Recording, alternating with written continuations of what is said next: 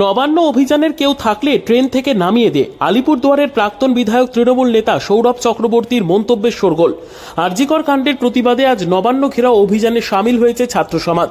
অরাজনৈতিক ব্যানারে এই আন্দোলন হলেও পরোক্ষভাবে বিজেপি সহ বিভিন্ন দল তাদের আন্দোলনকে সমর্থন জানিয়েছে। এরই মধ্যে নিউ আলিপুরদুয়ার স্টেশনের একটি ভিডিও ভাইরাল। সেখানে সৌরভ চক্রবর্তীকে বলতে শোনা যাচ্ছে, যারা নবান্ন অভিযানে যাচ্ছে তাদের ট্রেন থেকে নামিয়ে দাও। যদিও এ বিষয়ে সৌরভ চক্রবর্তীকে ফোন করা হলেও তিনি এ প্রসঙ্গে কিছু বলতে নারাজ। নবান্ন অভিযানের পরদিন অর্থাৎ 28শে আগস্ট তৃণমূল ছাত্র পরিষদের প্রতিষ্ঠা দিবস।